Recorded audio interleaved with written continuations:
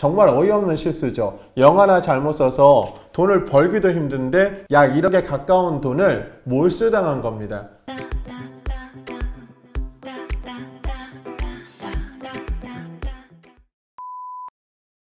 이제 경무사건을 진행하다 보면 그 입찰 사고들이 나거든요. 입찰 사고라고 얘기하는 건 권리 분석을 잘못해서 보증금을 몰수당하는 경우도 있지만 정말 어처구니 없는 실수를 하는 경우가 있어요.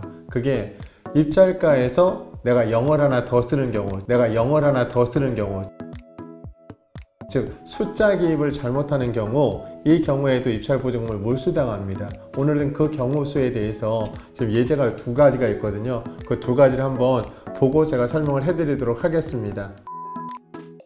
첫 번째 물건은 그 강동구 명일동의 임야입니다. 임야인데 이 물건은 권리분석상 하자는 전혀 없는 물건이에요. 없는 물건이고 감정가가 약 27억 정도가 됩니다. 27억이 됐는데 여러 번 유찰이 되죠. 한 번, 두 번, 세 번, 네 번, 다섯 번. 다섯 번이 유찰이 되고 6번 만에 매각이 됐는데 2위 금액을 잠깐 보시면 9억 5천만 원입니다. 9억 5천만 원인데 1위 금액이 지금 얼마죠?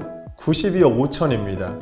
최저 감정가가 대략 27억 정도였는데 92억 5천에 낙찰이 됐다는 얘기예요. 그러면 여기서 이분은 분명히 최고가 매수 신고인은 약 9억 2,500만 원을 쓰려고 했었을 겁니다. 입찰 가격을. 그런데 여기에 0 하나를 더 붙인 거예요. 그러면 이 경우에는 이 최고가 매수 신고인이 어떻게 하면 좋을까요? 방법이 있을까요? 예, 입찰 보증금을 이건 포기해야 되는 경우가 생깁니다. 그렇다고 27억짜리를 92억에 낙찰받아올 수는 없잖아요. 이분이 했던 내용을 잠깐 보면 여기 법원 기일 내역서입니다. 법원 기일 내역서에 보면 이 낙찰을 받은 시점이 2019년도 10월 21일 날입니다. 민사집행법은 절차법이거든요. 시간 순위에 따라서 그 과정이 결정이 돼요. 그러면 21일 날 매각이 되면 10월 28일 날이 매각 허가 결정기일입니다. 그 매각 허가 결정기일 전에 최고가 매수 신고인이 뭘 했죠? 최고가 매수 신고인 매각 불허가 신청서를 제출했잖아요. 이게 10월 21일 날 낙찰을 받고 나서 본인이 0 하나 잘못 썼다는 걸 인지한 거죠. 인지하고 바로 다음날 최고가 매수 신고인이 매각 불허가 신청을 합니다.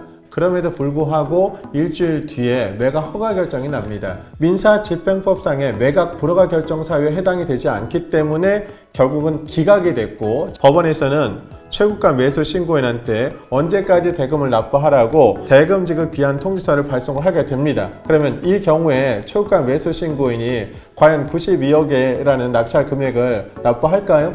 결국은 이분은 이걸 포기한 겁니다. 지금 포기를 했다는 얘기는 최저 매각 금액 9억 1,300에 10%인 9,130만 원을 배당재단에 몰수당했다는 얘기입니다.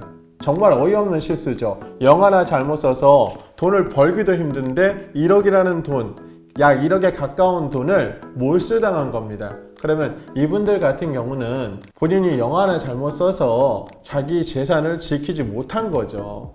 좀 안타까운 사안입니다. 그리고 다음 또 물건을 보도록 하겠습니다. 다음 물건은 아파트 물건입니다. 이 서대문구 홍은동 물건인데 이 역시도 0 하나 잘못 써서 입찰 보증금을 몰수당한 경우입니다. 이 물건 같은 경우는 서대문구 홍은동의 단동짜리 한동짜리 아파트인데 감정가는 5억 6천만 원 정도입니다. 그런데 두 번 유찰이 되니까 싸다라고 인지를 한 거죠. 싸다라고. 근데 실제 이 아파트의 가격은 4억 5천에서 4억 7천이 적당한 금액이었어요. 그런데 이분 같은 경우도 2위 금액이 4억 2천만 원이죠. 그러면 이분 같은 경우는 실제 거래되는 금액보다 한 3, 4천 정도 싸게 살 의도였을 겁니다. 그런데 1위 금액을 잠깐 보시면 최고가 매수 신고인의 금액을 보시면 41억 3천만 원입니다.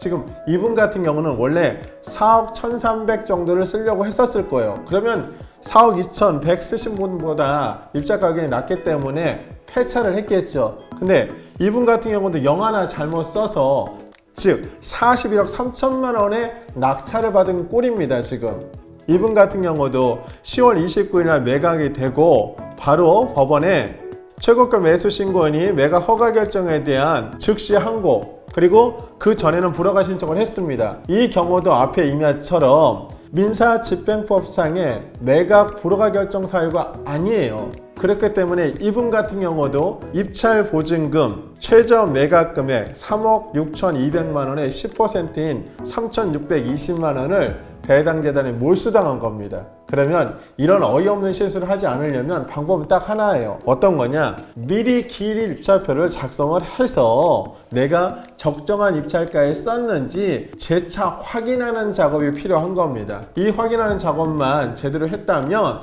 0 하나 더 써서 자기 보증금을 날리는 경우는 발생하지 않겠죠. 그러니까 여러분 같은 경우도 당일날 현장 가셔서 입찰 가격 쓰지 마시고 미리 집에서 대법원 사이트에 들어가시면 기일입찰표 있거든요. 이건 전국 공통 양식이에요. 그러면 미리 내가 입찰하고자 하는 가격을 기재하시고 당일날은 가서 서류만 한 번 더 보시고 입찰 봉투에 기재해서 제출하고 당일날은 입찰만 하시면 됩니다. 그러면 이런 어처구니 없는 실수를 하지 않겠죠.